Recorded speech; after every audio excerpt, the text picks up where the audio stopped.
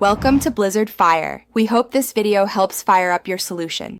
You begin by confirming the device model and why the on-screen home button exists. This matters because touch digitizer placement varies.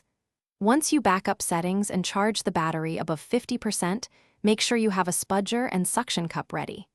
Start by powering down the device and removing any SIM tray, then loosen visible screws. Work slowly to avoid flexing the screen.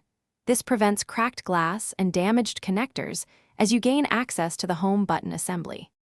Once the screen is slightly lifted, you should keep it hinged at one side and use a spudger to expose the internal frame.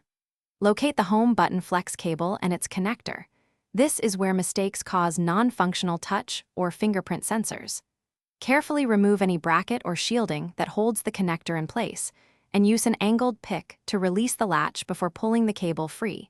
Do this slowly so you don't tear the flex or disturb adjacent ribbon cables. To finish, either install the replacement home button or remove the assembly entirely and secure the area with original shielding and adhesive.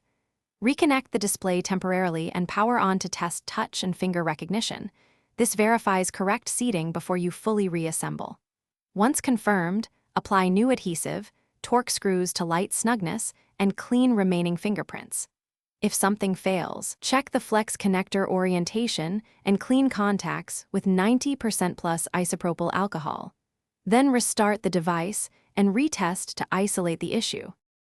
Thanks for watching. If you found this helpful, don't forget to like and subscribe.